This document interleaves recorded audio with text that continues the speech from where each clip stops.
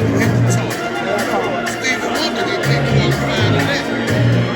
Stevie Wonder didn't qualify to hit the target. That's a Stevie Wonder.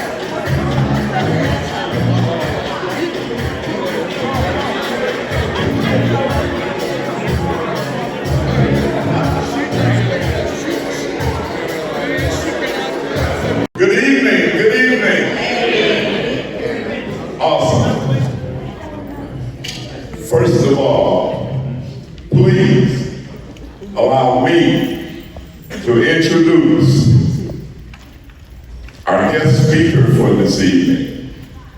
But before doing so, allow me to greet each and every one of you by simply saying, through it all, the pandemic and etc., still what a mighty God we serve. Amen.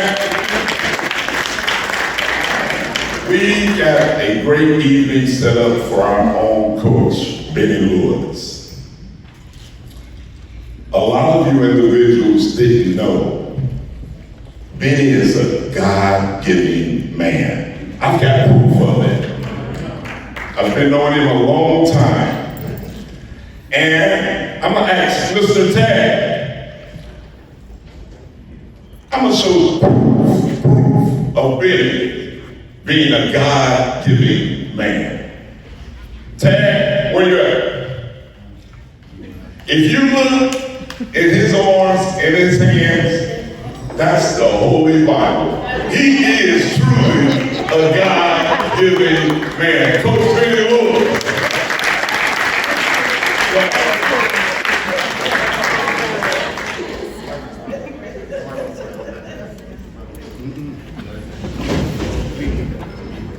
Also, guys, in a moment here, got a little something for you.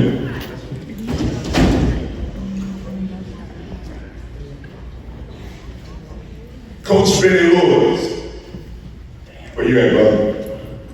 I watched you a long time.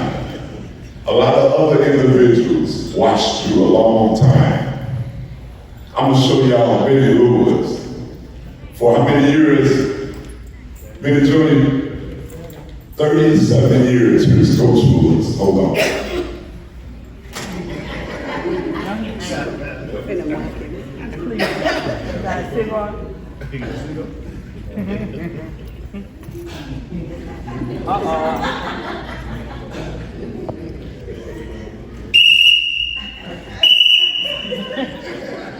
Coach Bennie Lewis. Bennie would always have a cigar and a whistle in his possession. But guess what? He would have the whistle in his mouth and the cigar, I can't do it, at the same time. Believe it or not, and chewing some bubble gum. Coach Lewis, cigar in the mouth, whistle is what we know you about, Bennie Lewis. And it's unique, it's different. No other coach in this area present themselves like that. At this time, I'm asking every ball player under the leadership of Coach Lewis to stand up. Where you at, guys?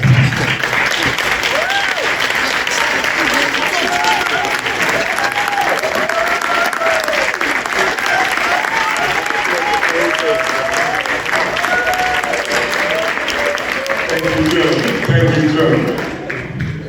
Hey, Coach, I really feel like you up here, man.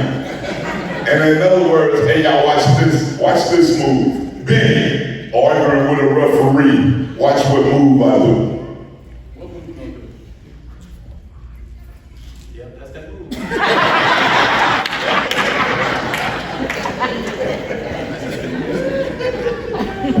One of the players on the bench trying to get in the game.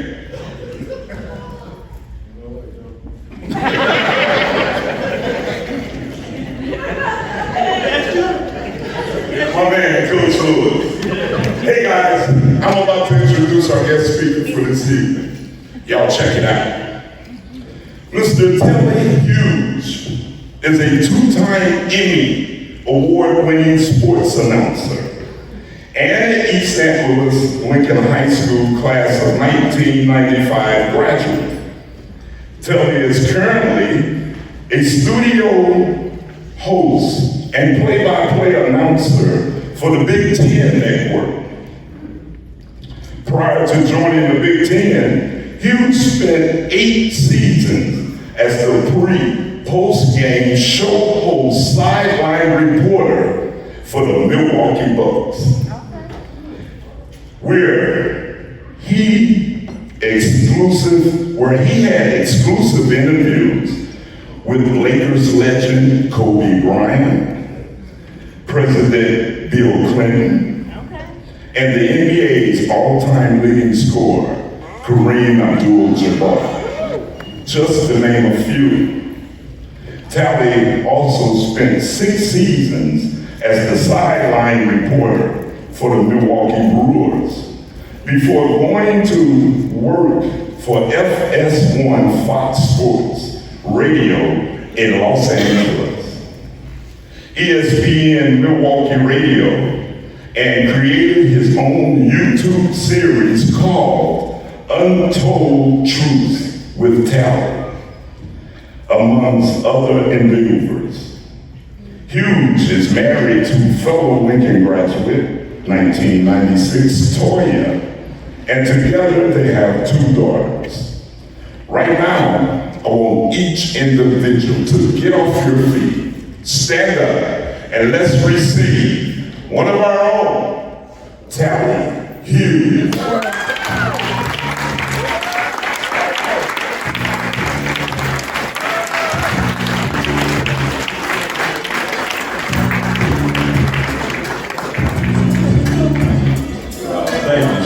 I've never had a stand ovation. I know how that feels. But once again, good evening. I'm Talley Hughes, Lincoln class of 1995, and I played both baseball and basketball for Bennie Lewis. It's a tremendous honor to be in this room with some of the greatest athletes to ever come out of East St. Louis.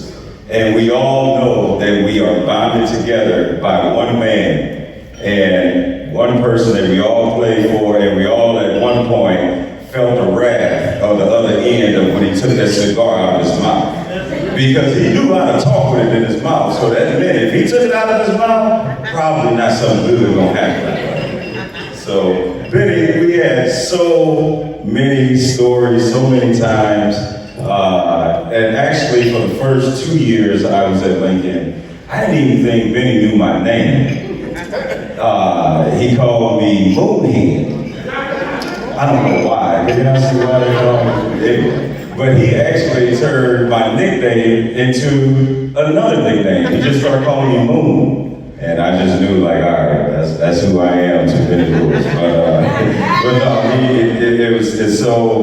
it's unbelievable to really think about like all the things and the impact that he had on all of our lives. A lot of us did not have father figures in our home, and he was the man that filled that void for so many of us. And we want to thank both Miss Rowena for sharing your husband all those years. Vinnie Jr., Ricky, thank you for sharing your dad. He served as a dad for a lot of us. And as we know, the career he had as a head coach is one that we probably will never see again. But what we don't give him enough credit for, the stats that really count, are the number of young men that he helped cultivate to go on to live successful lives. Sports broadcasters, NBA players, head coaches, you name it, whatever field, Vinnie Lewis had a part of helping mold us to who we are.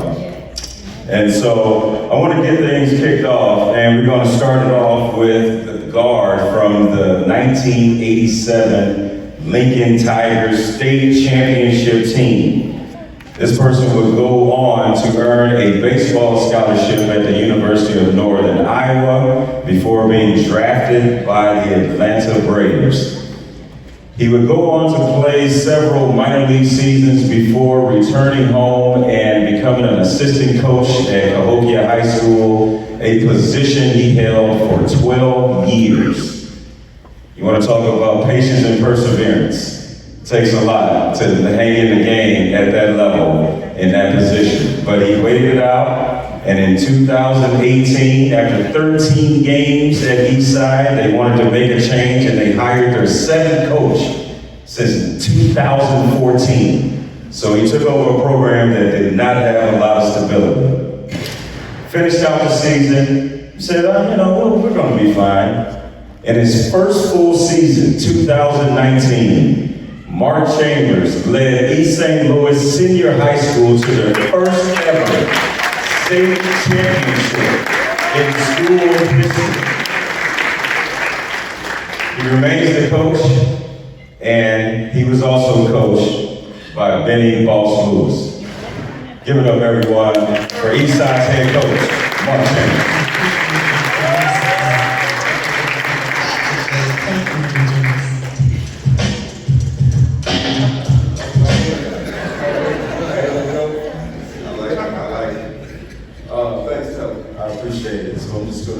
I just want to welcome you all, right? This is something that when I took over as the head coach at East St. Louis Senior High School, this is one of the things that we wanted to do, right? It's so many, in our city, we are quick to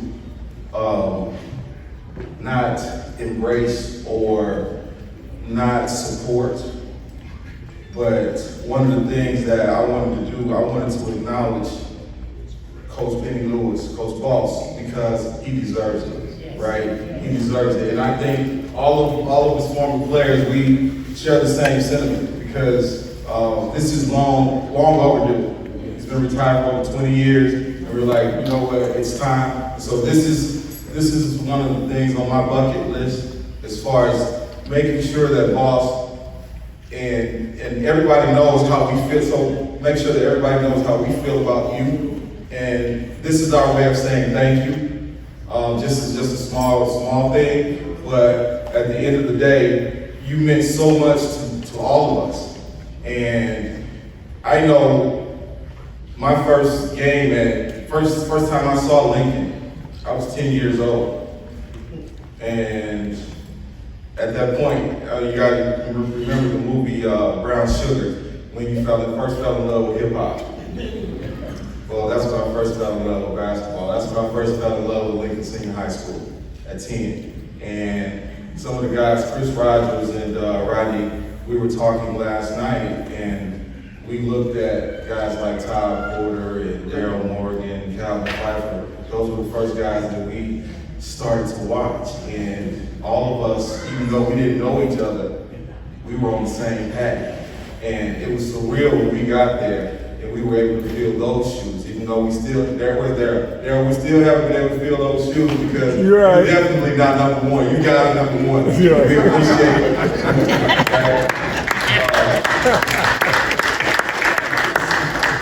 The boss, we just thank you, man. And you all, let's just celebrate. Let's celebrate tonight. The boss.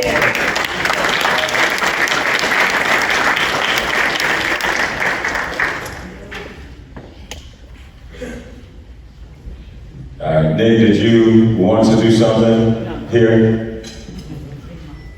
Okay.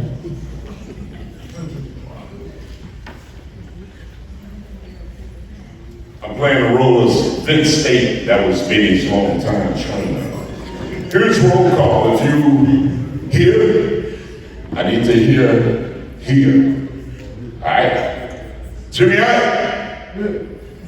Nick Cannon. Michael Parks. Vinnie Lewis Jr. Darryl Morgan. James Brown. Ricky Lewis. Todd Porter. Ortegas Williams. Javon Lewis. Larry King. Clark Waters. Cedric Irving. Mark Dale. Mark Chambers, German Yancey, George Mumford, Mr. Darius Miles, Ronnie Gully, Lamont Cannon, Edmund Jones, Marco Harris, Rico Sylvester, Sharif Ford, Ed Spanky Wilson. Hey, let's enjoy ourselves, as Coach Bennie would tell us. Sunday, tomorrow, practice, 9 o'clock. Everybody be there.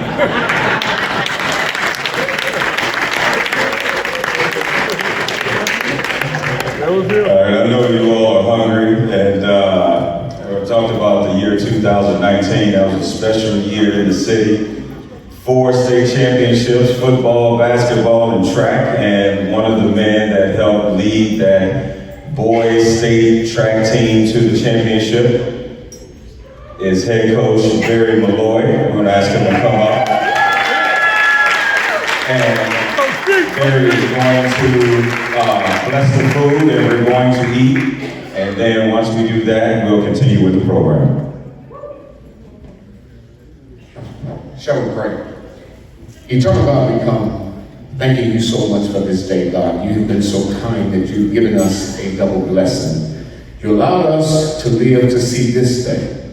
And then you also allowed us to live to see a day that we shall never live to see again. So God, for that we say thank you. We thank you for the celebration. We thank you for Coach Vinnie Lewis, his family, his athletes, his coaches, his 89 blocks of support, and all the fans, God. So at this time, we just say thank you, God, for the life, the legacy, and the living presence of Coach Vinnie Lewis. God, now bless this food that we're about to receive for the nourishment of our bodies. And then, God, give us the humbleness to remember those who are less fortunate, because, God, you are just that good. In Jesus' name we pray. Amen.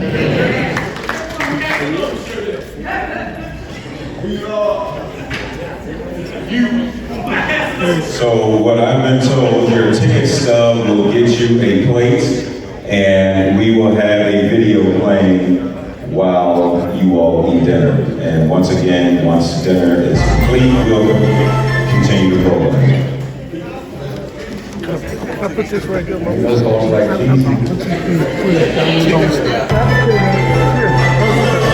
a seat over here.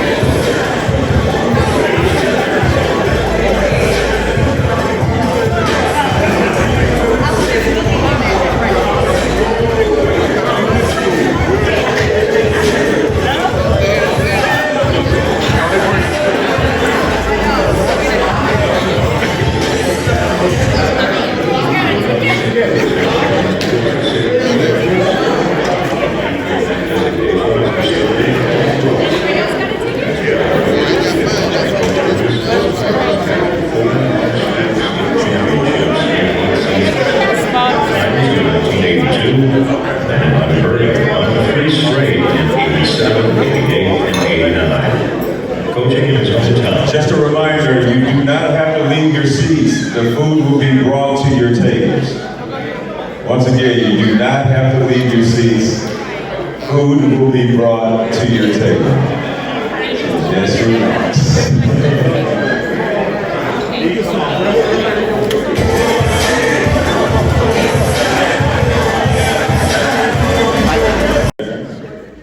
going to be plenty more time for fellowshipping.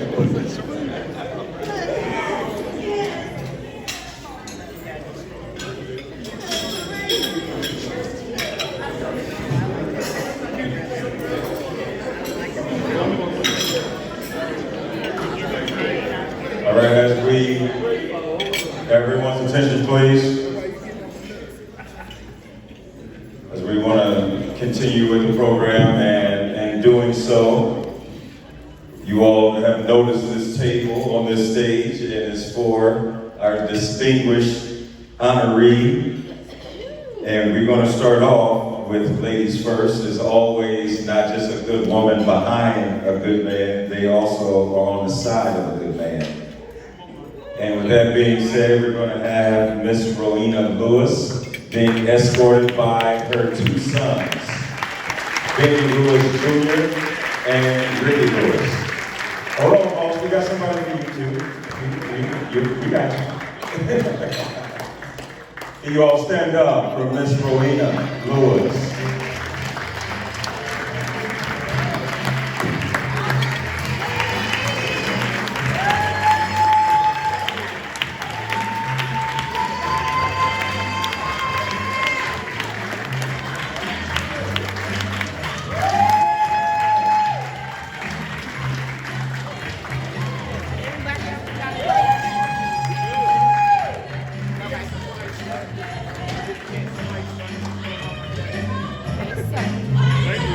And escorting Bennie Lewis will be his daughter-in-law and Ricky's wife, Michelle, and his niece, Angie.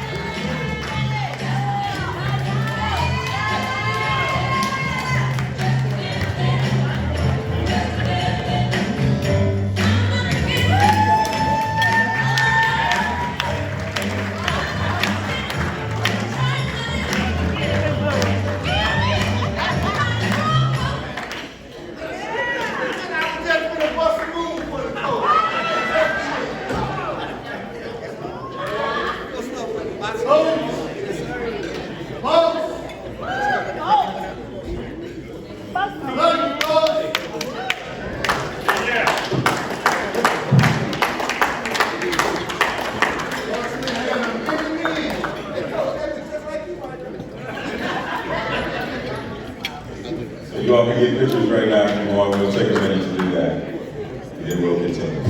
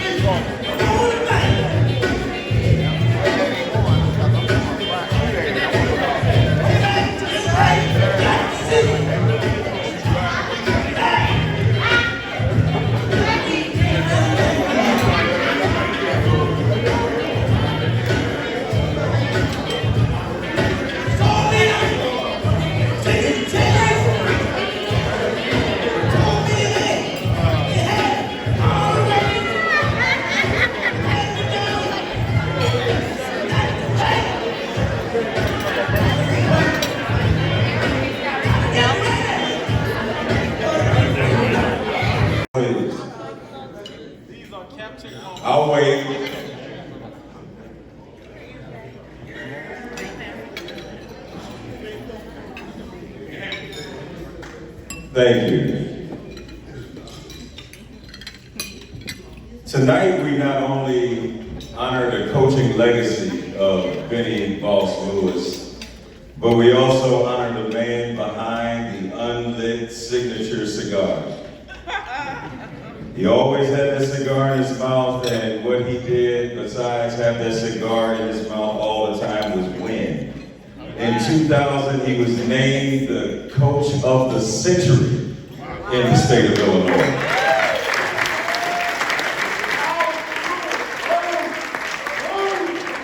So you know he had to do something that we probably won't see in our lifetime ever again. Bennie Lewis started coaching at East St. Louis Lincoln High School, his alma mater, in 1971. And he continued to coach there all the way until 1998 before capping off his coaching career at Eastside from 1999 to 2001. In his 27 seasons at Lincoln, he had a record of 519 and 191.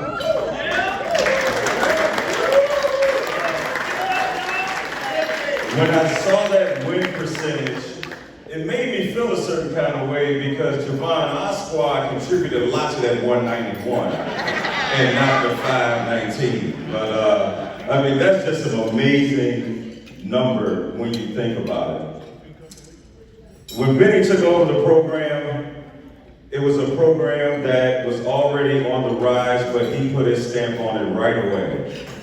In his first season, going 24-4. And if I'm not mistaken, he had a son on the team along the way, and they ended up making it all the way to the Edwardsville sectional final, if I'm not mistaken, correct? And that was in 1971. Lewis would go on to architect one of the greatest runs in the 1980s, starting with 4 championships in 8 seasons, and it began with that 1982 team. Yes. But he was already building something along the way. And once the 80s came around, the state of Illinois was put on notice that East St. Louis Lincoln was going to be a problem. And did I mention, in those 519 wins, he was an astounding 14-2 at Assembly Hall. So basically, when Lincoln went to state, it was a wrap. Lincoln was going to win. And it's one of the programs like none other. The third place finishes, we don't even talk about. Because Lincoln was always expecting to win it or they didn't win it. It wasn't no third place. It wasn't no fourth. It was cool. But he was just like, and taking nothing away from his 1990 team and his 2000 team that did finish third place in the state, which is a hell of an accomplishment. But in East St. Louis, it's called City of Champions for a reason. Our first speaker is someone who's been knowing the boss his whole life, literally. As a matter of fact, he has the same name as him, Vinnie Lewis Jr. Vinnie Lewis Jr. was a standout at East St. Louis Lincoln from 1971 to 1974. He was an All-American, All-Metro, All-City, and any other all that was out there that he could get his name on. Vinnie Lewis Jr. would go on to Southern Illinois University at Edwardsville on a basketball scholarship and earning his degree in education in 1979. He would go on to have an illustrious professional basketball career in Australia. Y'all give it up for Vinnie Lewis Jr.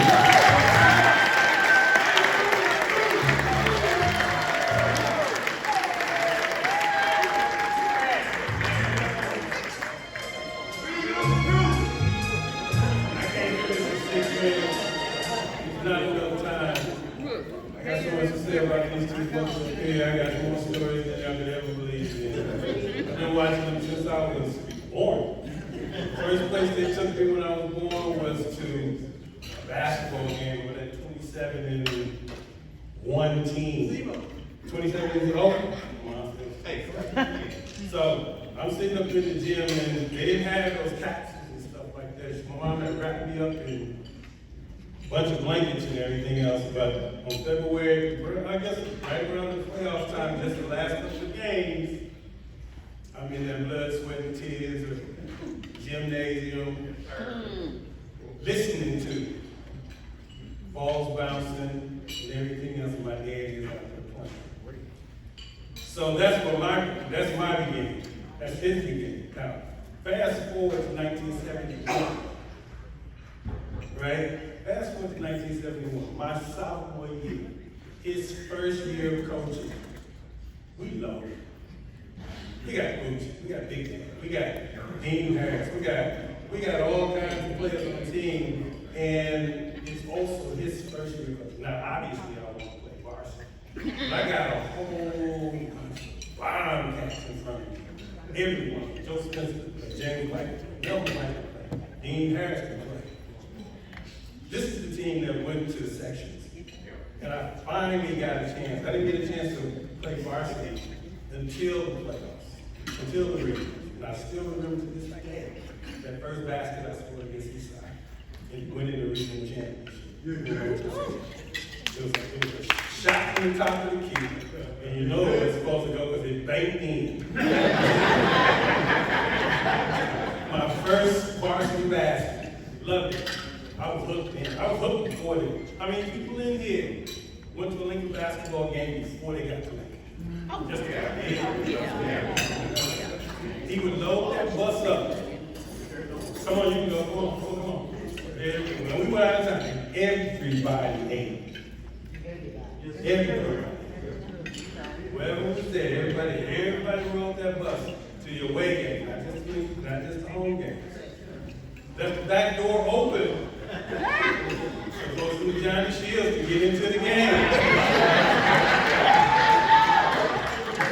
I'm talking about family. Everybody in here knows exactly what I'm talking about. Basketball players. You remember the side goal? They didn't have no nets, or still didn't have no nets open when they tried to go to the field. That's when we had to go shoot free throws. That one goal, you know there, and had somebody there, you know the goal, by the girls' locker room. They still ain't got no nets on. And I walked through that and goes down. Free throws, you see. We practiced, showers didn't work. I'm telling you what I'm going to say. Right through that, every last one of us has been through that. But every time we walked out that door, we looked on that wall and said, what? Everyone, when we walked out that room, remember some of y'all might not remember the orange and black basketball that never touched the floor. We did all our drills, all warm-up drills with that ball, never touched the floor. Those traditions went through all of these basketball players that you see in here, and me, and my family, and my kids, and we all experienced this. I ain't got enough time. I'm telling you, 6 minutes is almost up. But we all Lincoln Knights. This is a family reunion for me. I'm saying every individual that I either these are two of me.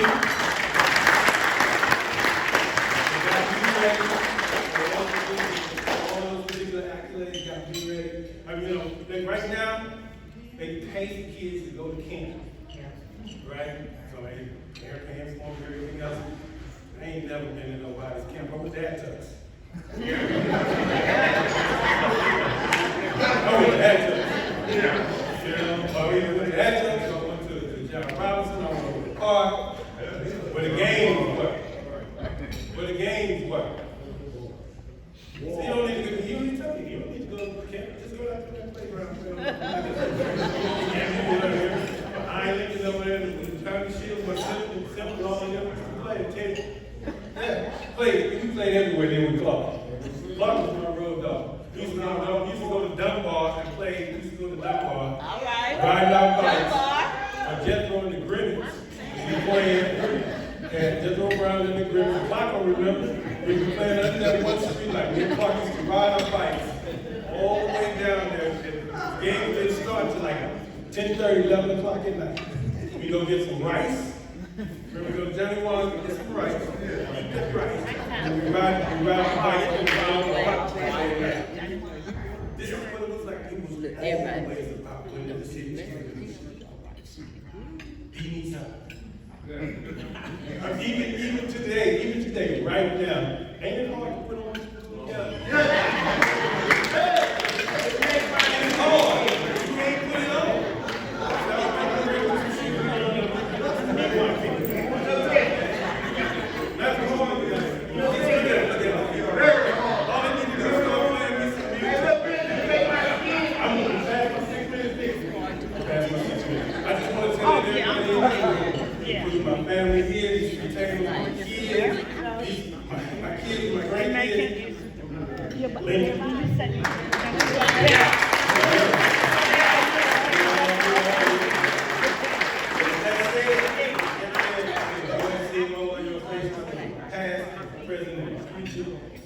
Every last one.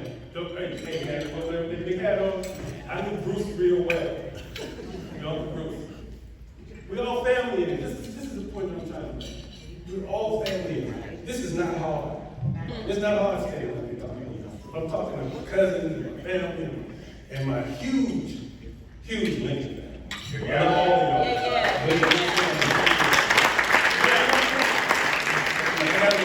One last thing. I've been seeing this picture. I'm going to present this to my dad. It's going to go over y'all. This is a crystal. I don't know if you can see it real well, but I'm going to set it up here so you can get a chance to look at it. But that picture that you saw, my dad had the cigar, the coaching outfit on, one that's on your ticket. This one stick. Yeah, that's a different story. That's a whole other but this is the kid with it. I don't like it. I'm going to sit it up here on the table with everything else. But this epitomizes what he was all about. Coaching kids. Making me.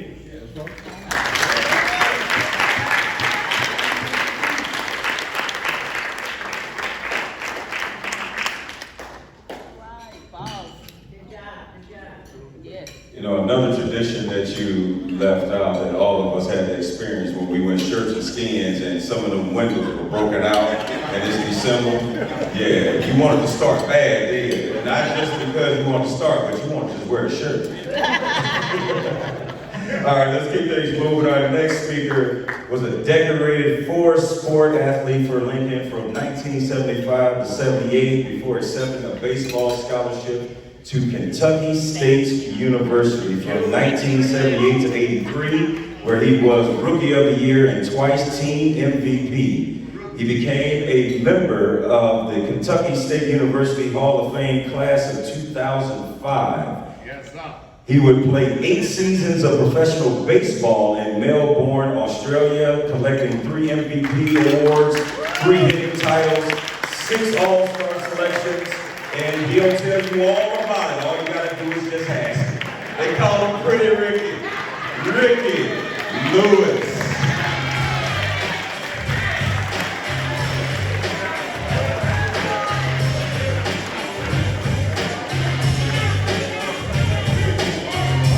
Thank you.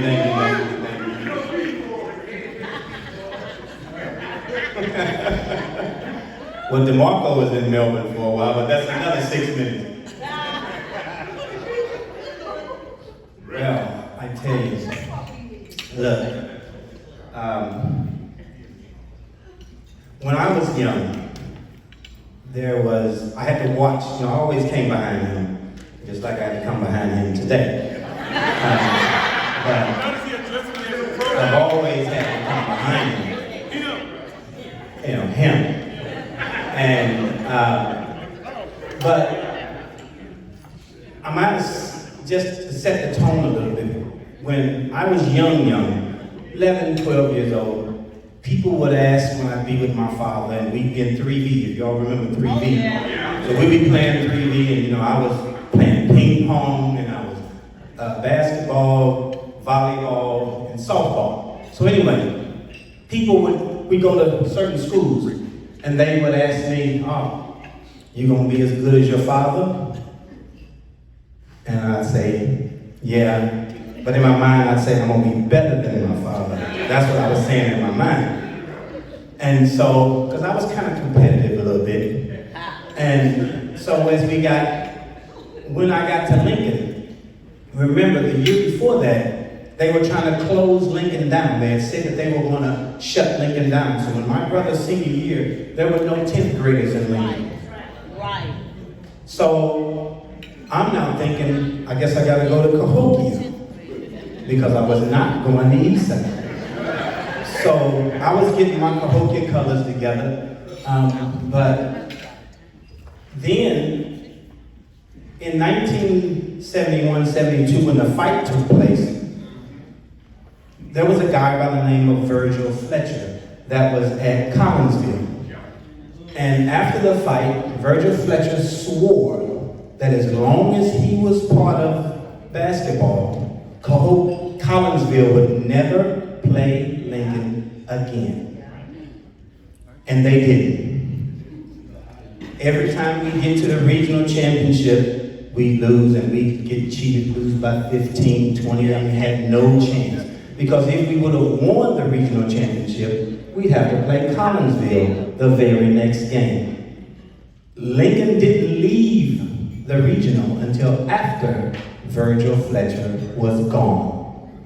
When Virgil Fletcher left, Lincoln left. Went right on up through into state championship after state championship. Virgil Fletcher was the southern region, he was the head of the southern region. So during that time when I got to Lincoln, I never played Belleville, nothing. Belleville East, Belleville West, Collinsville. We had to travel. We played 3 teams in Kansas City. We played a team in the Rantour, Macomb, Barrington. This is in football and basketball. We didn't play any schools in this area. We played St. Louis schools. So you would thought people would have thought we was part of the Missouri sports program, because we played more teams in Missouri than we played in Illinois.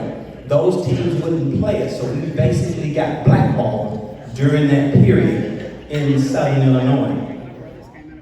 Twice. I went to fights. We had to get police escorts out of Cairo one time for a baseball game. They were cheating so bad that my father took us off the field, and they was going to make us get back on the field and play. So we had to get state trooper escorts out of Cairo. We went to Quincy, Notre Dame. It was their senior day. They gave flowers to their parents, the whole 9 yards. Ronnie Gully was fighting. We were all fighting. My father was fighting. Everybody was, I'm telling you, everybody was fighting. And my sister was fighting. Lonnie Davis was fighting. He was fighting. Everybody was fighting. We had to get state trooper escort out of there as well. But here's the thing, before I got to Lincoln, I was at King Junior High School. And in my last year at King in the 9th grade, I was the quarterback. We was undefeated in football, won a championship. Came to basketball, we lost the first 3 games, then we won 17 games in a row. Beat Clark at the end, they were pissed. We won the championship. Then in track, I was a captain of football, captain of basketball, captain of track. We were undefeated in track. I broke the record in the pole vault. I broke the record in the high jump. So when I get to Lincoln, we had one play in basketball at King. Give me the ball and let me do my thing. That was the only play we had. So I figured when I get to Lincoln, I'm champion. So if Lincoln want to win, I need to get on the same bandwagon that King was on. Just let me do my thing. Football season, we're 11-1, lost the semifinal game. So I go to basketball practice the next day. I got my football body, I'm hard, I'm solid, I'm ready to hit. I go to practice the first day. To me, I'm killing them. I mean, I'm in there just giving them the business. I'm doing it. So I'm all smiles. Well, everybody knows that my father takes players home after practice. Well, the great Ronnie Gully over there in the corner, he's our last drop-off. He lives on 64th and State. We live on 73rd. Ronnie gets out the car. Ronnie don't know this story. My father don't even know this story. Ronnie gets out the car. My father says, as soon as that door closes, "What the hell are you doing out there? You look like a fool." He just was going off and off. He cursed me out from 64th to 73rd, all the way down the street to 215. So he says to me that I can't go to bed tonight until I can tell him all of the plays and everybody's position position on every play that we have, and I need to know the movements of all 5 players on every play before I could go to bed. It's 3 a.m. My father comes in to check to see, can I tell him all the plays and the people? I said, I couldn't tell him. And he said, he gets up, goes back. I'm sitting in the dining room. My mother, she's in bed. Bennie, let that boy go to bed. He said, no. He goes back to bed. I'm still at the dining room table trying to figure out the plays, because he said I looked like a fool, like I had never played ball before in my life. So I sit there. I finish. It's 7:30 in the morning. It's 7 o'clock in the morning. I can finally tell him all of the plays and all the people. It's 7 a.m. Well, it's time to go to school now. So I get up from the dining room table. I go in and put my clothes on. We ride to school, and I'm thinking, man, I'm gonna be falling asleep. Practice gonna be terrible. I ain't gonna be able to do nothing. It's just gonna be horrible. So I go through school, and I was okay. Get to practice, and I'm feeling pretty good. But once practice started, we started scrimmaging. Oh my God, it was so easy. It was like cheating. I thought I was cheating. I knew everything that was about to happen on the floor. I knew where everybody was supposed to be. So guess what? I got more shots. I didn't get less shots. I'm thinking I need to work so hard to get all these shots. But, and you know I like to shoot, but, yeah, exactly. And all the players who play for me, they got to shoot. So, he was a shooter.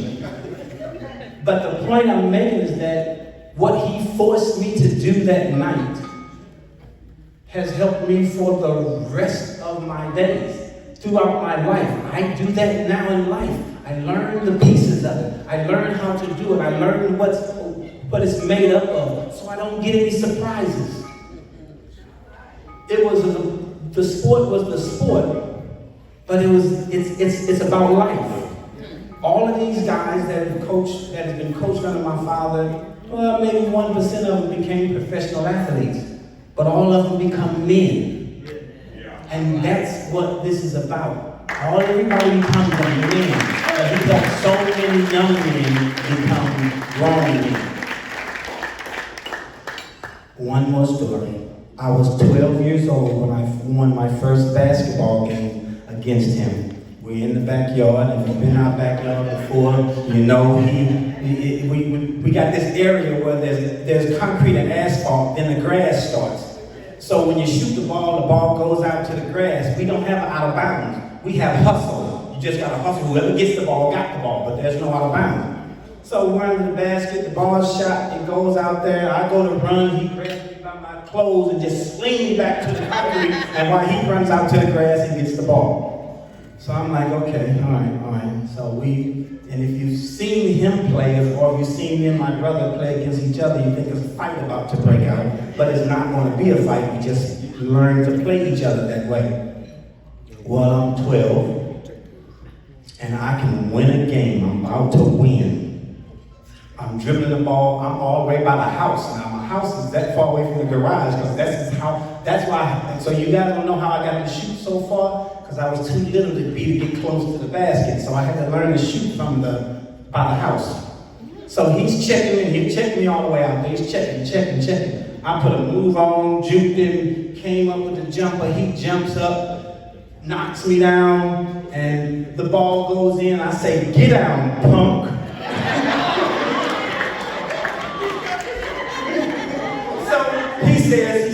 He quit. He goes in the house. He tells my mother, "I ain't playing your son no more. He out there cursing me out." So I walk in the house. "Ricky, did you curse at your daddy?" So, but he didn't let us win just to let you win. You have to earn that win. And when you earn that win, it means more to you. So when you earn that state championship, you earn that Hall of Fame, you earn, then it means more to you. And that's the way it was in our household. But also at the time when they were going to close Lincoln, and I saw the look on his face when Lincoln was about to close the first time. And then when they reopened it, I saw the look on his face, it changed back to the light came back on. Well, I was also his assistant coach in '98 when it was time to shut Lincoln down. And I was up there in the march, Black Power, Fight the Power, we marched out to keep Lincoln open. But I said, let's not go to East Side to coach. I said no. He said, we have to. I said no. He says, we have to. He says, we have to be loyal to those guys who came to Lincoln to play for us at Lincoln. We have to go coach them and finish their group. I said, but they know this. And they know that when you get there, you ain't gonna leave them other kids either, because that's not you. I say, let's not go at all, and we don't need to get caught up in it. He says, no, we have to go. Because Mr. Darius Miles came to play, for us, and we didn't want to leave, him to have to go to Chicago to play or something like that. But he says we have to go. So I watched him go. So I decided I would go just to make sure he don't kill nobody when we get over there. And Coach Fenoy will also tell you that I kept my orange and black on, and I knew he had to wear orange and blue at times, and I'd tell him, well, I'm wearing it to, just to keep the power for everybody else, but you have to put it on, and I'm glad Coach Honoree is here, because what I want to say is both of these guys could have left East St. Louis with top athletes before to move on. They could, because that's what, see, up in Chicago, that's what coaches do. They find them a player, and then they ride that player on up to the next level, and they leave those kids that they were coaching at first. I'm looking at two guys in this room right now that could have been gone from East St. Louis many, many, many years ago with the players that they've had in the past. But they've elected to stay here with the kids of East St. Louis every single day. My father did not leave East St. Louis, had many opportunities to. Even when it was time to go to East Side and coach. And y'all know how we felt about East Side? Okay. I only wanted to be a visitor in that gym. I never wanted to be on the home team bench. But he went anyway. And what he taught me at that is sometimes the value is greater than the conflict. I'm going to say that again just in case you missed it. Sometimes the value is greater than the conflict. The value of the fact that he needed to go over there and be with those kids and finish those kids that came to be there, not leave, not go somewhere else. He put the conflict aside. Every single day, he put the conflict aside because the value is greater than the conflict. Thank you very much.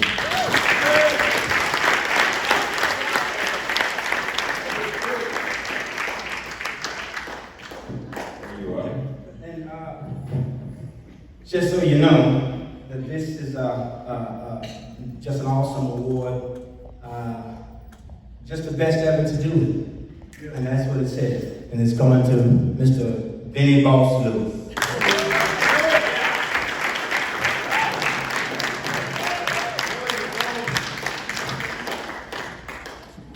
As you're going to hear from everyone that comes up here, Boss taught us so many life lessons, some unfamiliar, in very peculiar ways. He'll say things and he'll just be like, I don't really know what that means right now, but maybe one day I'll figure it out.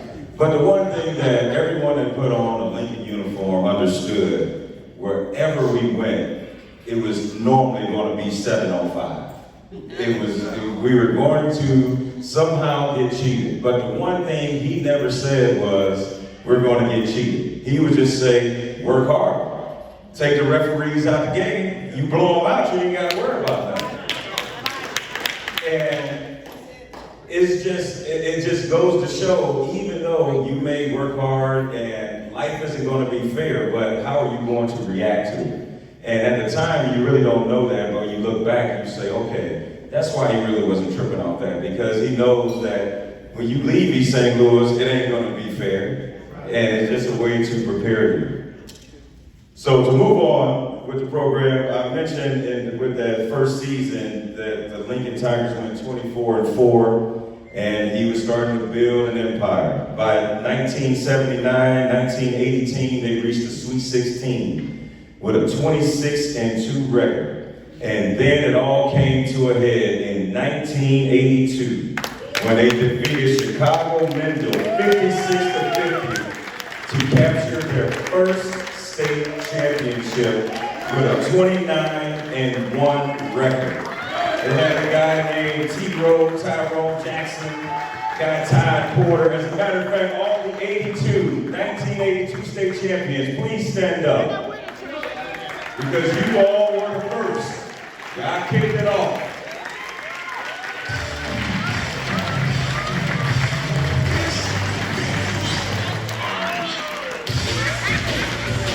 And please keep in mind that this was before recruiting. This was before people were transferring. These were all East St. Louis kids. And he took these kids and worked and started to build an empire. Without further ado, I'm going to call up a member of that 1982 team. He's also Eastside's girls' head basketball coach, Mr. Todd Porter.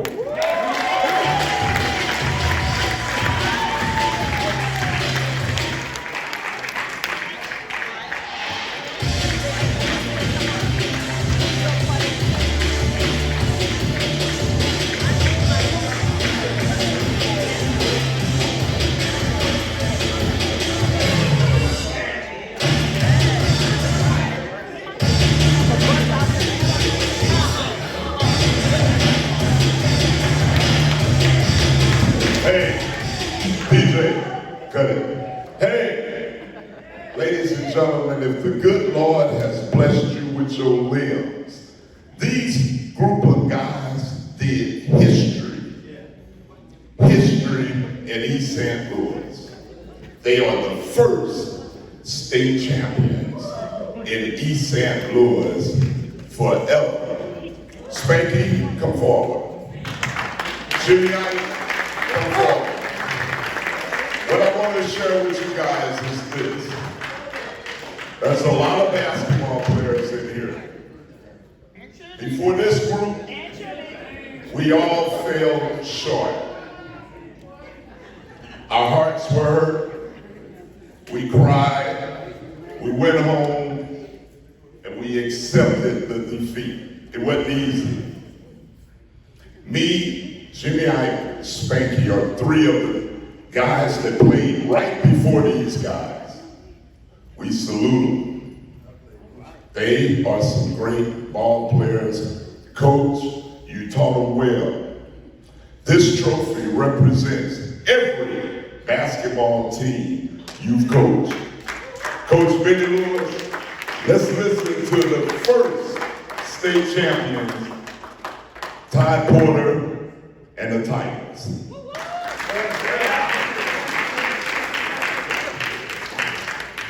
Thank you. I didn't ask God. Yes, he is.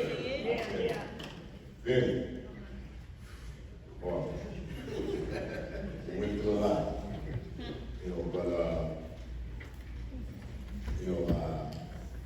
Tell the guys and tell myself and everything, without this man, this lady, we are with people. They did a lot for us. A lot. Before games, after games, we had to stay at this man's house. She cooked for us. She fed us. She did everything. We weren't going anywhere. We're not going to playoff time. But I don't talk that much. I just want to say thank you. You did a lot for me. Ms. Lewis, you did a lot for me. I'm glad that you taught me well. You taught me the game of basketball. You let me play basketball. you told me, go do what you do. You know, and without these guys right here, we wouldn't have did what we did. You know, you have a great group of guys over here that played back in the 80s. These guys helped me and the rest of the guys win the first state championship back in 1982. Yes, sir.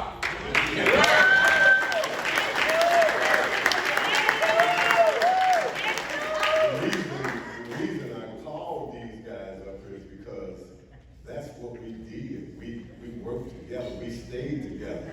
Wherever one went, we all win. You know, we all win. People for life. We went to a party. We all went to a party. One didn't go to a party. We all went to a party. You know, we stayed together. We stayed out of trouble. You know, one thing we did for this man, and I remember telling him, we gonna make sure you like that cigar. He already said, when I win my first state championship, I'm gonna like the cigar. And he did.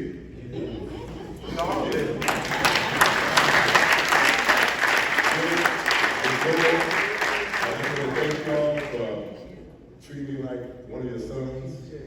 You know, I appreciate everything that you guys did for me, along with Lil Bennie and Ricky, you know, playing against those guys. You know, those guys used to come back. They used to come back from college and come back and play us and dog us out.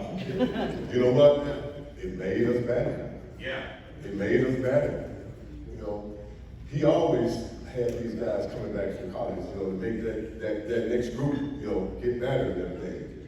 I appreciate you two guys. I love you guys. Thank you. I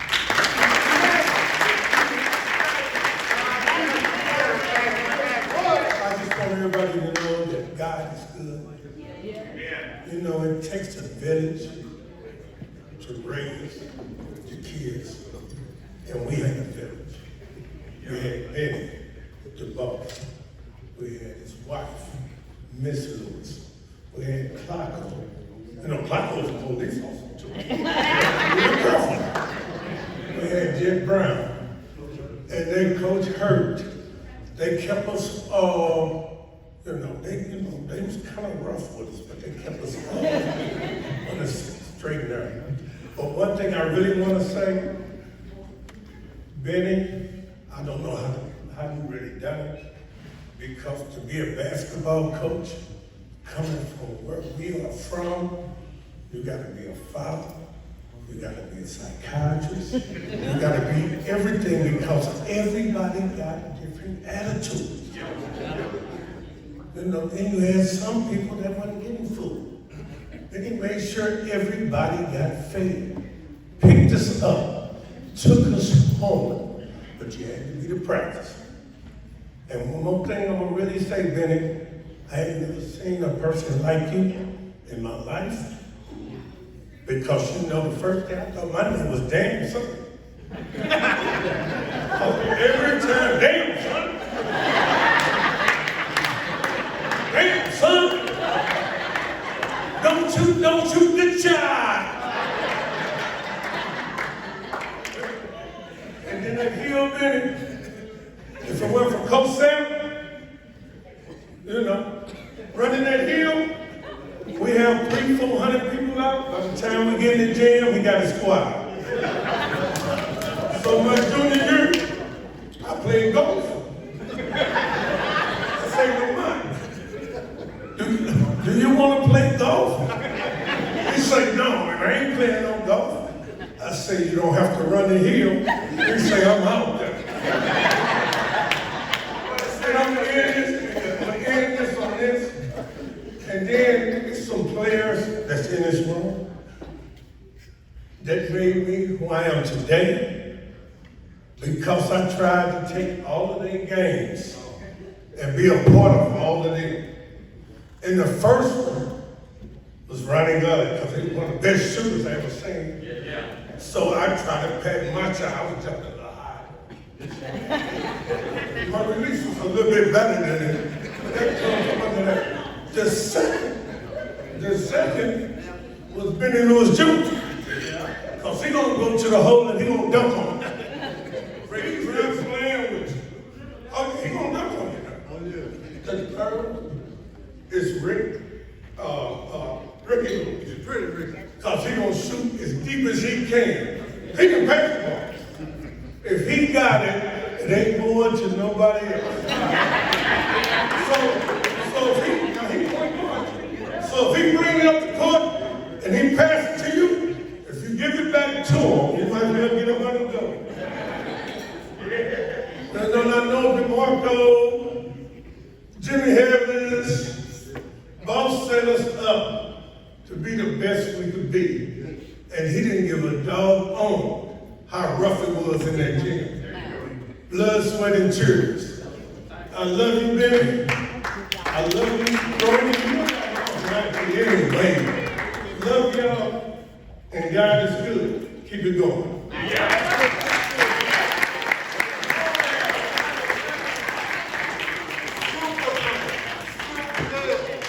just want to say, first of all, boss, you and your wife, Ms. Lewis, this boss,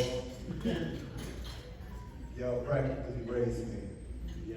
You know, me coming out the Old Weathers Projects, you know, Lee Lily Freeman and Clark Junior High School. I met Bennie for the first time and he asked me that I want to come to Lincoln High School. And I was debating on Lincoln and East Side, and he told me, pull me to the side, and it's Riviera. Orange and black. He said, Lincoln is the best option for you. He said, it's gonna be tough. There's a lot of great players there. He said, but I see some potential in you.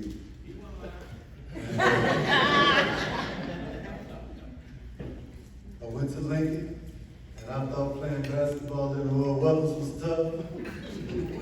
But the first day of practice, we ran that hill all day. And then we had to run to Lincoln Park and run a couple miles. And Todd Porter and Tyrone Jackson, T-Roll,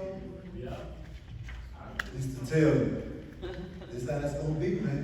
We gotta do that. We gonna do this. And it's just been an honor, man, just to grace your presence, boss, because you mean so very much to me. Even when I was going through some things, boss, you never judged. Every time I called you, I never wrote your number down, but I never forgot it. And I would call you and tell you how I was doing. And you always told me, just keep your head up, son. And I remember the time you took me out fishing. And I never had no patience. So we got in the middle of the lake. And I'm like, boss man, it's just quiet out here. It's like 5:36 in the morning. And he said, well, this is what you need, son, because you just do too much. I told boss, I said, if you don't take me back, I'm swim back. And he said, let's go. But, you know, when Bennie used to come back, you know, the first day of practice, when Bennie, Bennie, that's how I like to join right there. You know, Bennie used to come in there and just dump on all this and treat us real bad. But he gave us toughness. And we understood what he was trying to teach us, you know. And that's just a testament of what you taught him, you know. And I was never a scorer, but I was a mean rebounder. And defense. But a lot of people don't know this. When we was in state, the first 3 games, I scored the first basket every game. But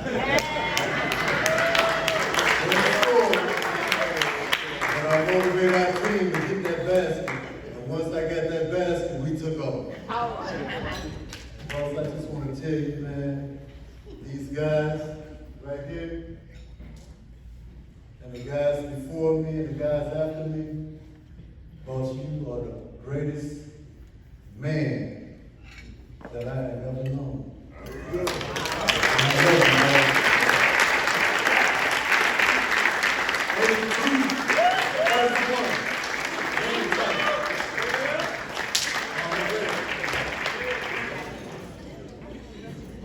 It's a quick story, another testament to the type of man that Vinnie Lewis is. So, I'm just graduated from college. I'm back in Lincoln. I'm substitute teaching, right? So I'm just walking through the gym, going to my next assignment, and boss sees me. He says, "Sweet Ed Jones." Sweet Ed Jones. Hey, boss, what's going on? He said, "What you doing?" I said, "Man, I'm subbing and everything. I just graduated, stay all good." So he said, "Well, what are you doing after school?"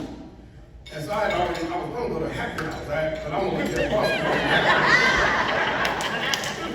So I said, "Oh, nothing, boss." He said, "Oh, this is what you're going to do. You're going to coach with me." I'm like, "No, I don't want to do that."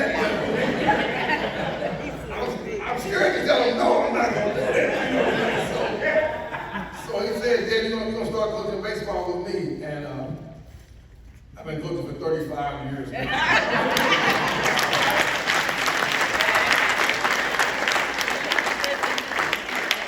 No intention to coach, I just was scared to tell him no. But two characteristics, he's the most unselfish man that I've ever met in my life. Most unselfish man. And you know, being a coach for 30-some years now, we all know he's a basketball genius and stuff like that, but one of the characteristics that really goes unnoticed and the real reason why he's really here today, Bennie is long-suffering. He's a long-suffering man. That's a tremendous quality.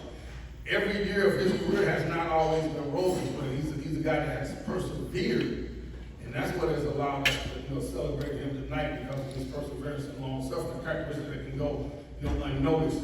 But what I can say is, man, I love you, and for all of us here, because of you, for our entire adult lives, we've been able to say we were winners, man. Yes. All right.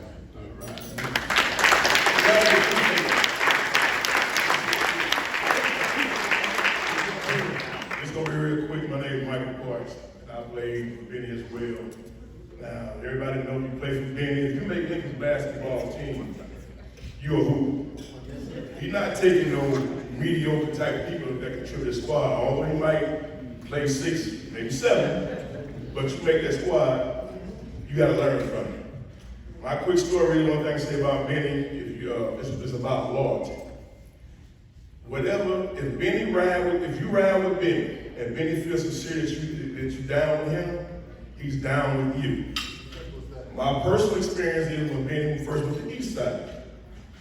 Me and Bennie got together. I first started my sport a little bit. Bennie gave me my first school district basketball contract.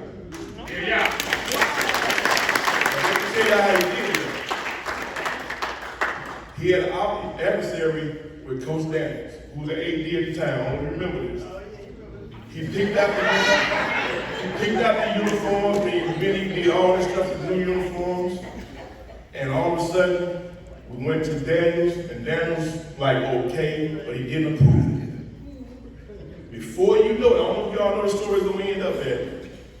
Bennie said, I told you I picked my uniforms out with him. So his loyalty to me, I'm listening to him, defending me.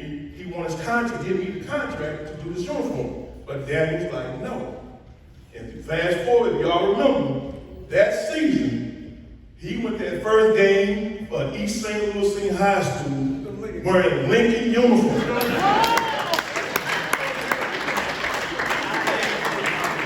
At that moment, that told me this man got sincere loyalty in his word. And for what I learned from that right there, like I said, blood, sweat, and tears, was all about loyalty.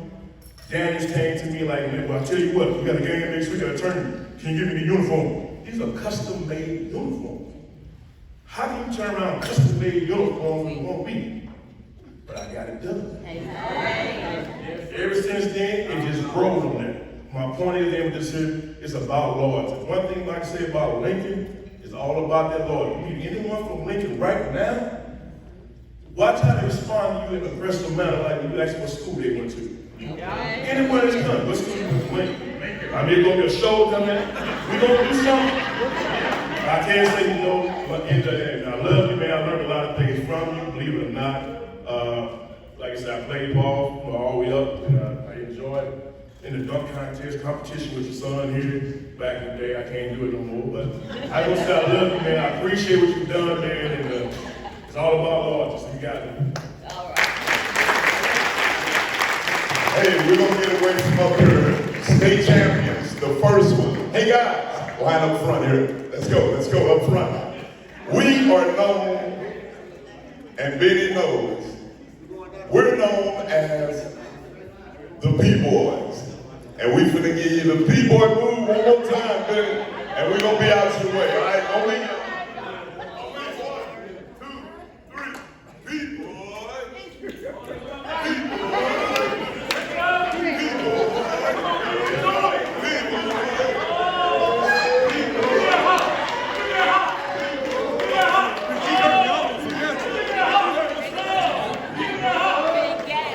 Don't hurt nothing. Same with you. Look at it, look, you pulled something. See?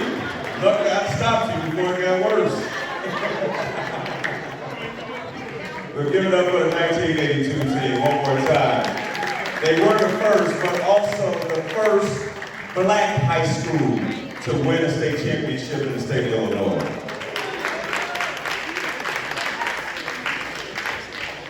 Wow, that's interesting to hear that at one point you were a psychiatrist, because by the time we came along, you just said you jokes crazy. We had no hope. We had no hope at all. Because, like, you know, every time you asked Bennie how we were doing, they in bad shape. That was the main response. No matter how good we were looking, they in bad shape. I find myself saying that sometimes. Man, I'm in bad shape. All right, like I said, the first 4 state titles in 8 seasons. That was 1982, and then Vinnie Lewis was the architect of one of the greatest runs in Illinois State basketball history. State championships in 1987, 88, 89. No team had ever three-peat until the East St. Louis Lincoln Tigers were able to do it. Our next speaker played on that second championship team, the 1987 team. He was a part of a starting 5 that featured Mark Chambers, Rodney Chase, LaFonso Ellis, James Harris, and Chris Rogers. That was a big team. That was a big team. I introed Mark Chambers earlier. He was a starting guard on that team, 1987. Now I'm going to bring up Chris Rogers, starting 4 on that team.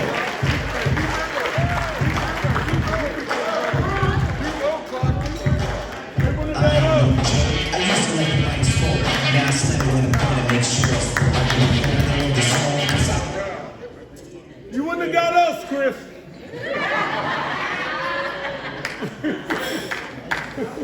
So, this February we all saw the North Carolina Duke game, the traditional North Carolina Duke game that happens every year. Happened to be Coach Krzyzewski's last game. Everybody recognized the feast that he had. But as I was looking at the game, I couldn't notice but the gathering of ex-players, what they call the brotherhood. They do. They put the program together through the years, put it on the map. I can't help but say I'm honored tonight to be a part of this, because as I looked at that, I wanted to be a part of an event like that, and found out that tonight, this is our brotherhood.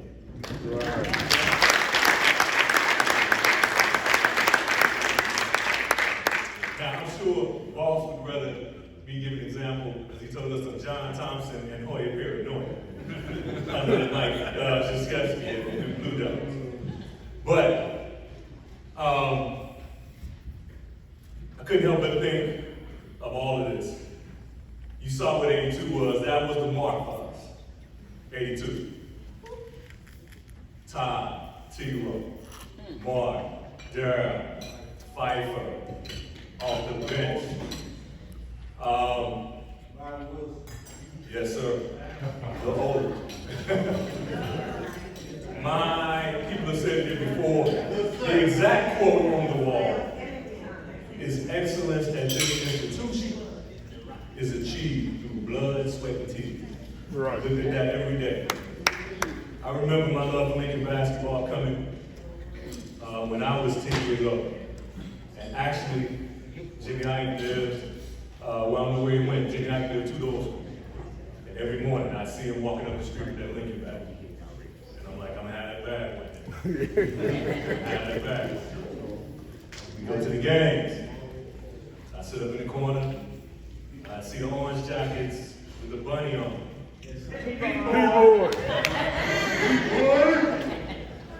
All that culture created. All that culture created. We go, and then we see all the practices. We hear the legend of the stories of the running. Matter of fact, I remember we got there one time and he told us a couple stories. He was like, son, y'all need to get me. He's like, when I was playing, if we saw somebody on fire, we'd go gasoline on them. If somebody was drowning, we'd pee in the water. He gave us those stories about when you were walking and late at night, how they used to work. He's like, it'd be dark outside and the lights would be low and I'd dribble real low, and then when a car comes by and show a light on the basket, I shoot, boom, that was the bottom.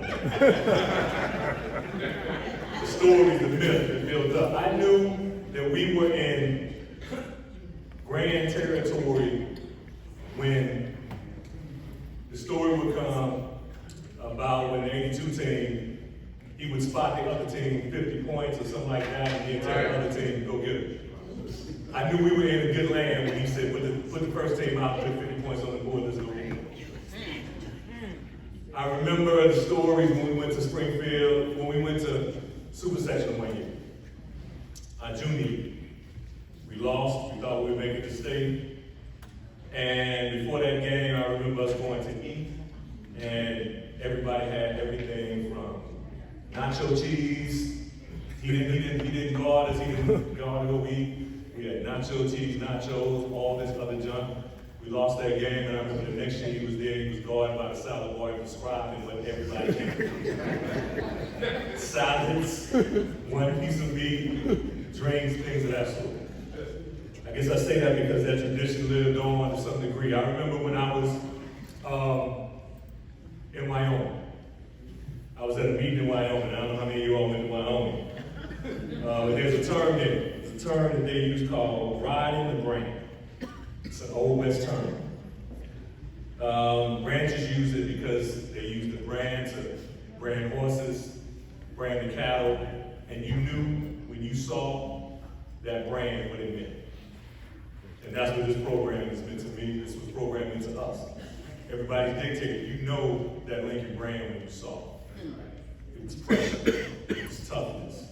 It was fight to the end.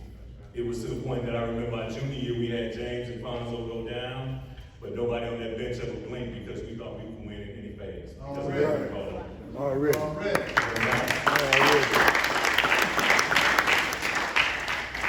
Riding with the brand means they know what good stock you were from, and that riding with the brand means you would defend that laws, that brand with ultimate loyalty. That brand has ran the test of time. That brand is the strain that stands through Eastside's head coach now. That brand took us from 1972 till now. Can't say enough about that brand and what it did for me personally, still to this day. There's no time that I've been away from this program that I have not leaned on those teachings, on that brand and what it meant. Just because you wear orange and black, you want orange and black, that means excellence, and you will achieve whatever you need to through blood, sweat, and tears. You know that's right. You know that's right, Chris. You know that's right, Chris.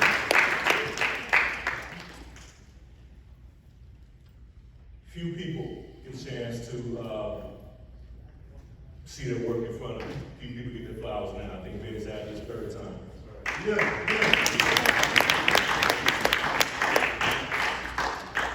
And I'd just like to say that it's been an honor to be a part of this program. It's been an honor to be associated with it. It's an honor to associate with you all. There's no time with everybody out in front of that I'm not proud to be a part of an East St. Louis Lincoln Title program.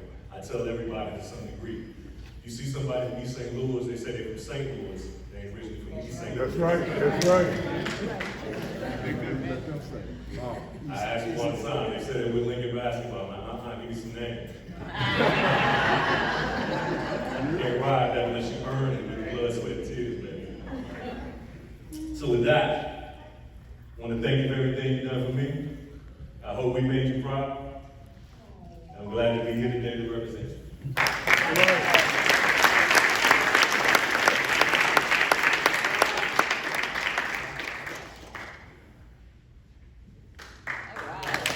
I give it up from the 8-17.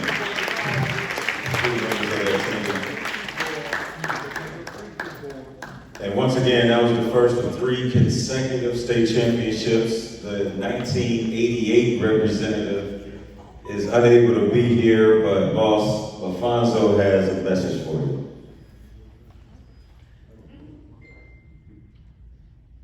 Hey there, Coach Lewis. It's Bonds. Sorry I can't be there to celebrate with you. You're more than worthy of that honor and to be celebrated. Thank you for the role model that you were my 3 years while I was in high school. You took fantastic care of me. You're not only a great coach, but you're a great man also. So we celebrate you today. I know I can't be there physically, but I'm there with you in spirit. May the Lord continue to bless you and your family with great health and longevity. Love you, Coach. Thank you.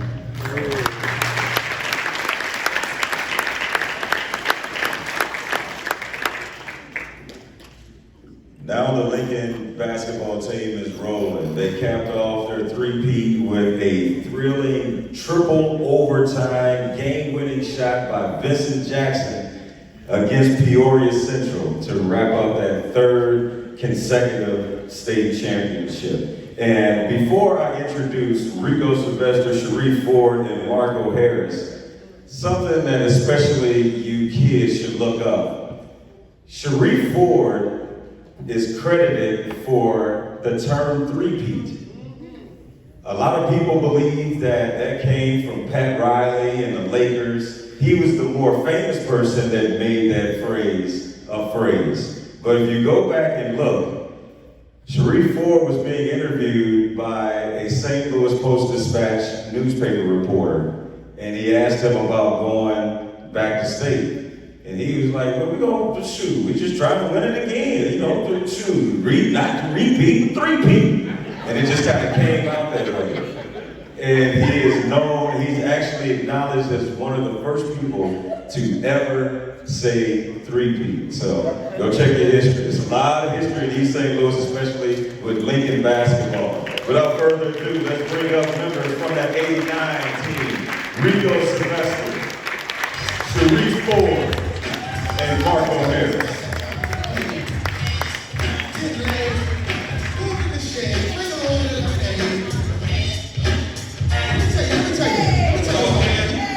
How y'all doing? This is amazing tonight. It's so good to see so many former hoopers, but we're ready for that 3-on-3. We don't want that smoke. I'm lying. Again, my name is Marco Harris.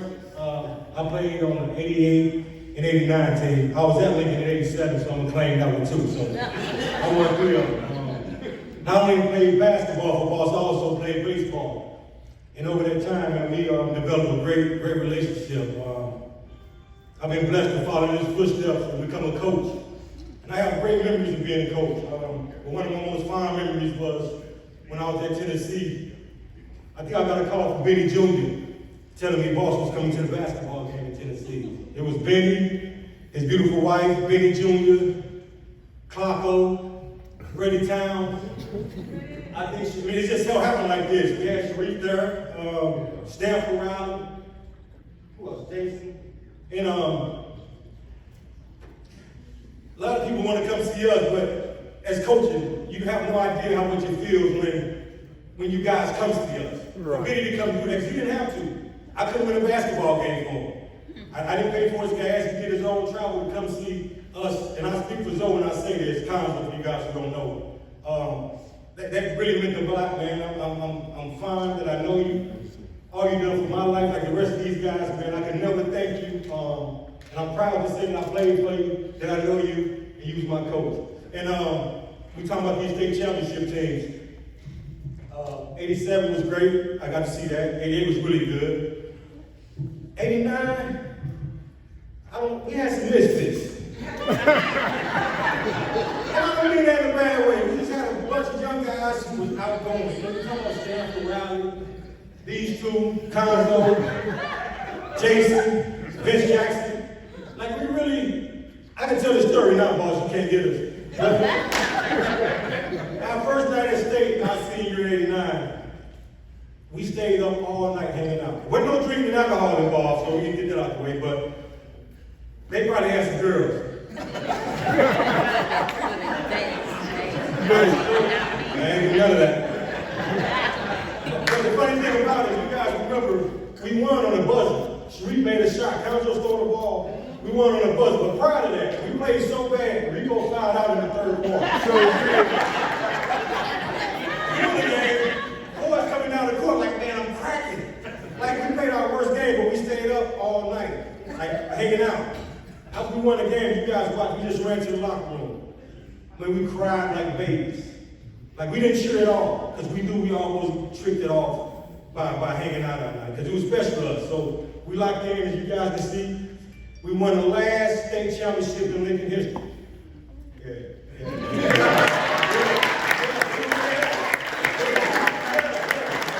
We made history. 82 started it, we win it. We love you, we honor you, man, and this is well deserved. Thank you.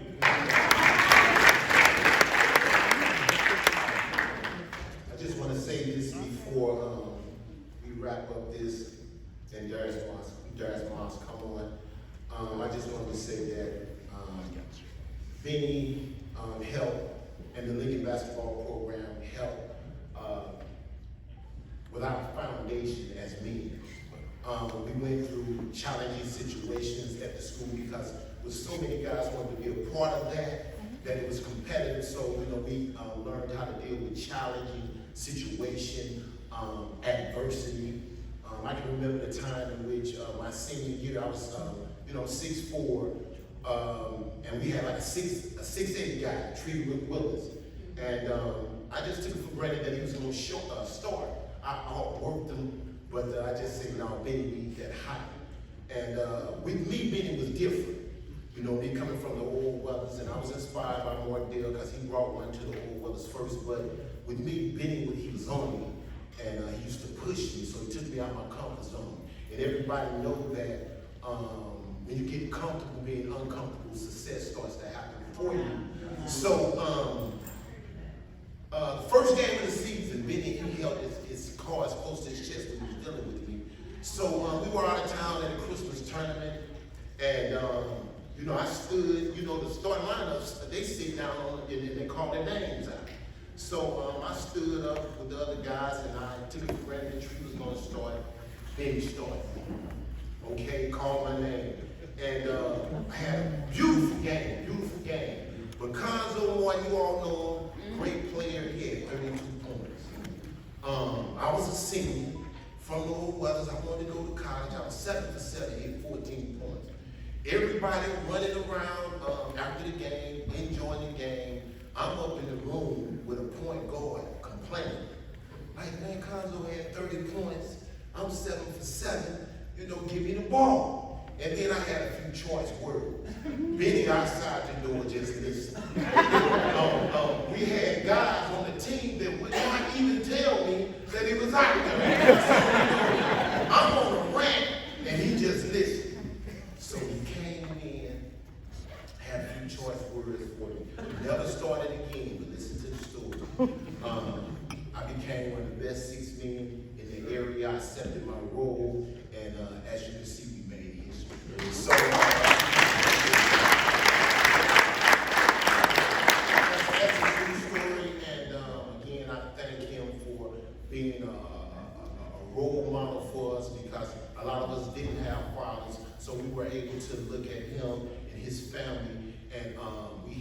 something to aspire to, and that helped with my foundation. So I just want to say I appreciate your family, Bennie.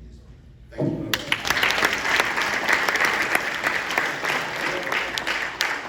I guess they say the greatest for last, you know. But, we all know how great the Coach Boss was. But I want to touch on more of, how great of a person he was, because he's touched plenty of lives in his 27 years. He set a foundation, a work ethic in all of us that have created some great men in here, man. And I just want to applaud him for that. I'm coaching at Eastside now with Coach Chambers, and we follow a lot of the teachings that he taught us. And his method, it works. Not only for basketball, but for life. He teaches kindness, caring, having compassion for others. Bennie, helped, I'm talking about thousands of kids. And so it inspires me to do those same things. And I just want to thank him and applaud him for being the great man he is. I appreciate all of y'all for coming out and supporting this man because he deserves everything he gets.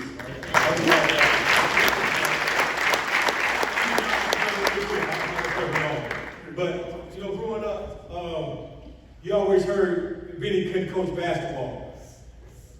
Just think about that. Think about, I mean, I'm right. Am I the only one that heard that coming up? No. You went coach of the decade, you were a Hall of Famer. You couldn't coach basketball. Like I said, I've been blessed to coach basketball. And I always heard this when I was growing up, he don't like me. I coach. I don't have to like you. You will have me win, I'm gonna play you. Don't you not instruct you, so. That's right. I just want to just reach out and say something about that, man. I thought it was BS back then. I'm old enough, I got a voice now, so I can say it. It's some BS. The man is a living legend. We're glad we're giving you your flowers, boss. I love how you shipped the haters off even before they became a term. All right?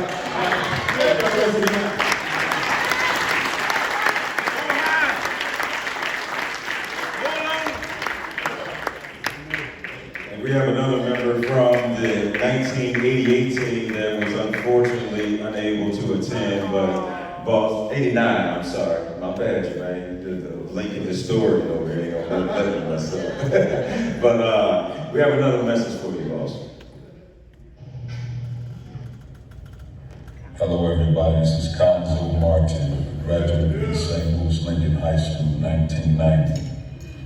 I was a part of 3 state championships, and in my senior year we finished 3rd place. And I say 3 because some of you guys are probably laughing like, no, he was only a part of 2. Well, I claim 3 because East St. Louis Lincoln High School didn't start until the 10th grade, so I consider me being in the 9th grade. I was a part of it. So 3 state championships. I was blessed to be tutored, mentored, and taught by one of the greatest high school teachers in the history of high school basketball, not just in the state of Illinois, but in the history of high school basketball. Bennie Boswell was a wonderful man, and I thought he was a tremendous teacher. And a lot of my ways of teaching, as a coach, I learned from him. He had a tremendous amount of humility in teaching. His passion, his compassion for his players. The biggest thing that I learned from him, a tremendous teacher, puts you in a position to be successful. But the thing that you don't understand when you're younger, he was consistent and he was present. And I thank him for that because I knew that meant if he was present with us, he had to give more to us and he probably wouldn't with his family as much as he would like. And I learned that as a coach, so he was always present. You're talking about from Sunday to Thursday, in the summertimes, opening the gym, summer camps, making sure we're consistent and present. And as I've navigated through this thing for 25 plus years, I haven't seen that from a lot of coaches, even on the college level. He was always there. And that meant a lot to me, especially when I got older and I started to understand how it worked and what it took from his family because he was present with us to make sure we got what we needed in life. The accountability, and I learned that. Just doing the right things, working extremely hard, having confidence. You talk about a tremendous teacher of confidence. He gave you confidence. He did a great job with that. I appreciate everything you did for me, boss.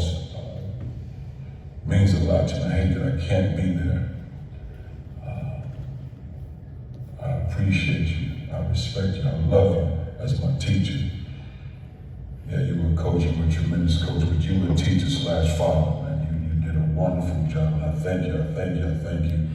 Your selfless, SELFLESS, your selfless approach allowed a lot of young men to grow. I thank you. Take care.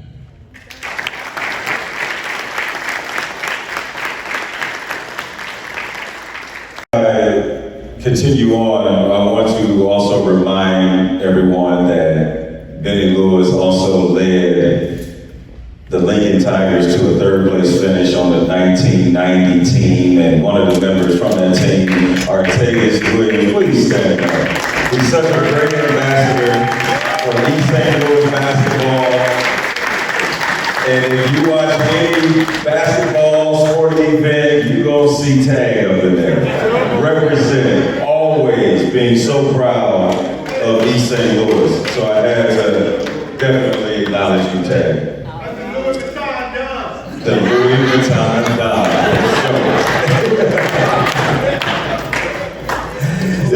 You guys have heard so many stories and you hear about all the success that the Lincoln program had. And I will tell you something that's even crazy. We only had 2 plays.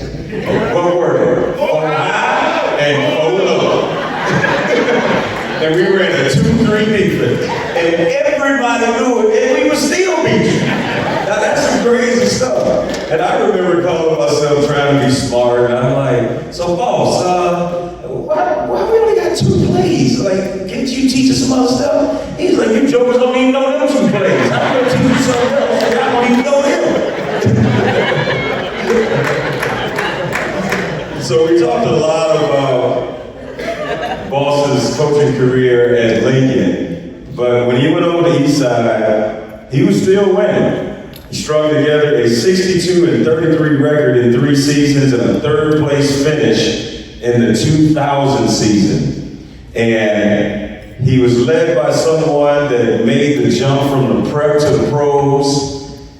You call him Funk, you call him D-Miles, but the one thing you can call him on the basketball court, a beast. From the East. Darius Miles went on to play 9 NBA seasons for the Trailblazers, for the Grizzlies, for the Cavaliers. For you young boys, he even teamed up with a young LeBron James. He was the Robin and the Batman and Robin on that. But Darius went on to make everyone from East St. Louis so proud. It didn't matter if you knew him or didn't know him. Wherever I was, I'd be like, yeah, I'm from East St. Louis. You know where Darius Miles from. And he was able to carry that tradition. He was one of the ones, when Ricky was talking about debating if Bennie was going to coach, going from Lincoln to Eastside. I mean, of course, if you got somebody like Darius to take with you, you're not going to turn that down. But he also knew that Darius specifically came to Lincoln to play for him. It wasn't about the school, it was about playing for Boss. It's almost like a rite of passage for all of us who have had the opportunity to play for Boss. I had a lot of friends. I transferred from Cahokia my 9th grade year and going into my 10th grade year. And all my friends at Cahokia used to always be like, man, how is it to play for Bennie, man? Does he ever light that cigar? Does he do this? Does he do that? So it was a mystique behind the legacy. But if you were privileged enough to earn a spot to play and put on that uniform, it was just something special. So without further ado, Darius Miles doesn't need too much of an introduction. We all know the career that he had. Mr. Basketball in the state of Illinois in 2000. Then became the 3rd overall pick in the NBA draft that same year. Everybody get up for Darius Miles.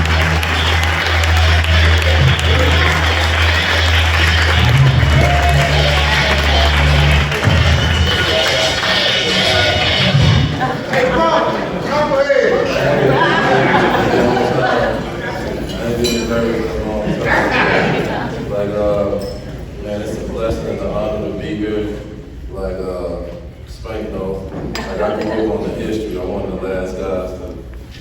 play for B. Lou, but I grew up on the history. I grew up on blood, sweat, and tears. I grew up on the guys who winning all the championships and all that. I feel like all that created me in this game. Everybody know my mom drove school buses. When I was younger, my mom used to get these games, you know. She used to drive the bus for Lincoln, and I used to sit in the front, and I used to see B. Lou, and he was glowing. He was like the leader of these warriors, these guys that was like champions all across the city. And I always wanted to play with them, and I went to Dombo, and she wanted me to play organized basketball, and I didn't want to play because B. Lou wasn't the coach. I could just play right away with B. Lou, but I dreamed a lot. B. Lou used to be in my dreams all the time because I always used to dream about playing for Lincoln. I used to always dream about winning a championship like some of the guys in the 80s, and wearing a Lincoln jersey and getting the tradition of blood, sweat, and tears and all the stuff that I used to hear about. They used to give me a bunch of tapes from back in the day. You know, they was almost black and white as I hold it. I used to study these tapes. You know, I studied these tapes. I used to know how guys score, everything guys do. I knew the plays. I knew everything I was supposed to do before I even stepped in Lincoln. I tried to play for Lincoln my 9th grade year when I was at Clark. They said I didn't go to Lincoln. And the transition made the transition so easy for me to go to Eastside. I'm like y'all guys, I hated Eastside. I didn't want to play at Eastside, didn't want to wear the colors, didn't want to go. It was a hard decision to make. I had schools all over the country wanted me to play for them. As soon as B. Lou decided to play at Eastside, I instantly committed. Instantly said I was going to be there. Instantly said I was going to play with him.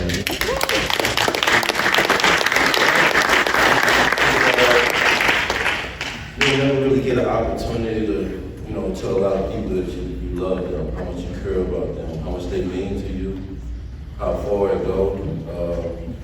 I always want to tell you, I don't know if I ever told you, I always want to tell you I love you. I always want to tell your beautiful wife I love you. I want to tell your family I love them. The way you treated me and my mom, my family, how you embraced me. I couldn't be who I am today without being a part of this fraternity, a part of this basketball team.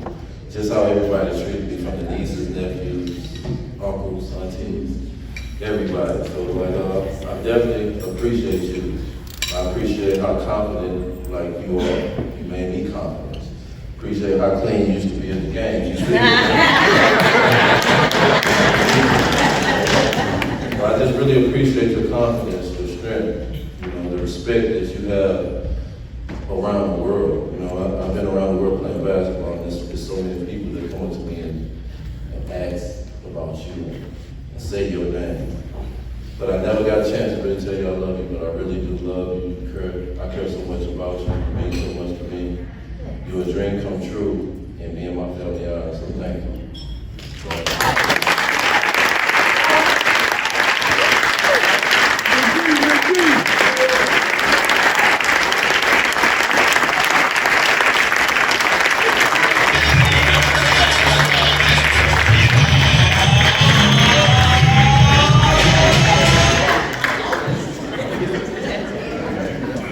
How great of this night been for everyone? It's been a great night.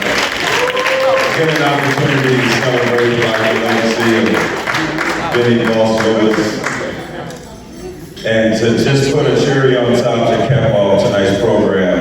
There's been a proclamation presented by Senator Christopher Bell celebrating the career and contributions of Bennie James Lewis Sr.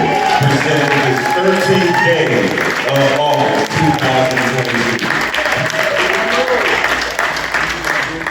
And I'll just read a few of them. This is presented whereas the members of the Illinois Senate are pleased to celebrate the life of Bennie James Lewis Sr. and recognize his many contributions to his community. And whereas Bennie James Lewis Sr. has been a loving husband to Rowena Lewis for 66 years and has been a devoted father to their 3 children, Vinnie Lewis Jr., Vinnie Lewis Sr., and Dr. Carla Lewis Longley. Definitely got to be giving Vinnie's son so much credit. You got to give us, he had a daughter too. He had a daughter too. He has a daughter. So with that being said, I want to echo what Darius and all of us have said tonight. Bennie, you've meant so much to us in our lives. We've learned so much. We have been able to become men because we saw how a real man should conduct himself, a real family man who cared about his community and who cared about the kids that he had an opportunity to coach.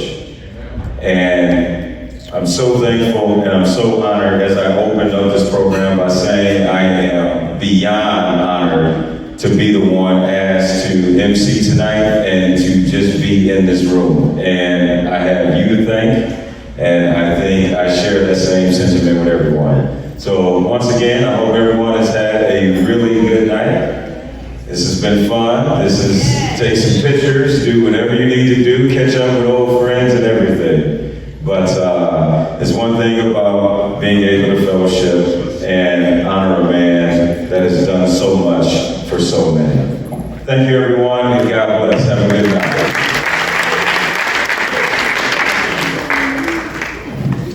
Hold on, guys.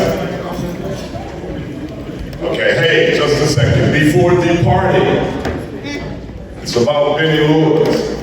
I shared with you all earlier. He's a man of God. We're going to leave with prayer. I'm going to attempt to give it. Let's bow our heads, please. Oh, what a mighty God we serve. Dear Lord, we come to you just saying thank you. Thank you for all that you do. Dear Lord, we come saying thank you. Thank you for strength, knowledge, and courage to continue to move forward. Dear Lord, we ask that you forgive us all of our sins and wrongdoings. Give us the strength and the love that we need, dear Lord. Bless the world, we ask, Lord. Bless Coach Vinnie Lewis and his family. Dear Lord, we're just gonna say once again, thank you. Thank you. Thank you. With these blessings and many more, we all say, amen. Amen. Hey, DJ, take us home. Tickets. For those of you that still have tickets in your possession, drop them right there where my friend Edward Spanky Wilson is on that table, please. We need that for a count.